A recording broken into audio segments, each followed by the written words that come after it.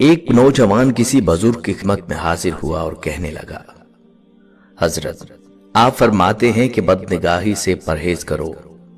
نوجوان ہوں، بازار سے گزرتے ہوئے میری نگاہ قابو میں نہیں رہتی، کیا کروں؟ انہوں نے کہا، میں یہ راہ سمجھاؤں گا، مگر شرط یہ ہے میرا کوئی کام کر دو۔ اس نے کہا، میں تیار ہوں۔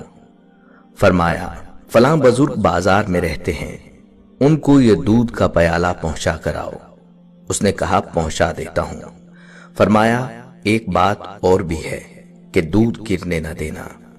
اس نے کہا، اس کی فکر نہ کریں، ایک قطرہ بھی گرنے نہیں دوں گا۔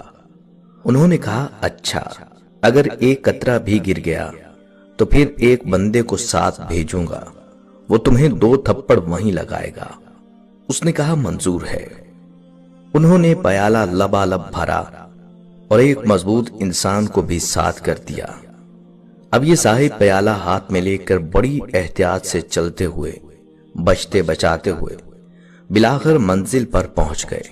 خوشی خوشی واپس آئے کہ حضرت میں نے دودھ بزرگ تک پہنچا دیا، اب آپ مجھے نظر کی حفاظت کا طریقہ بتائیے۔ انہوں نے کہا، دودھ تو پہنچا دیا ہے، مگر یہ بتاؤ آج راستے میں تم نے کتنی شکلوں کو دیکھا؟ کہنے لگا، حضرت ادھر دھیان ہی نہیں تھا۔ کیوں دھیان نہیں تھا؟ عرض کیا، حضرت دل میں خوف تھا کہ پیالہ جھک گیا تو ساتھ چلنے والا بھرے بازار میں جوتے لگائے گا، میری رسوائی ہوگی۔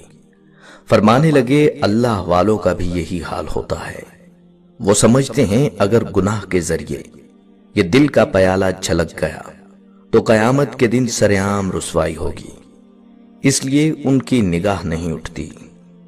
ایک قافلہ سفر کے دوران ایک اندھیری سرنگ سے گزر رہا تھا کہ ان کے پیروں میں کنکریاں چبھیں۔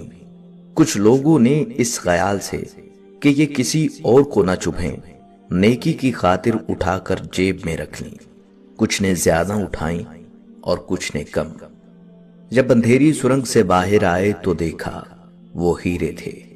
جنہوں نے کم اٹھائیں وہ پچھتائے کہ زیادہ کیوں نہ اٹھائیں، جنہوں نے نہیں اٹھائیں وہ اور بھی پچھتائے۔ دنیا میں زندگی کی مثال اس اندھیری سرنگ جیسی ہے اور نیکیاں یہاں کنکریوں کی مانند ہے۔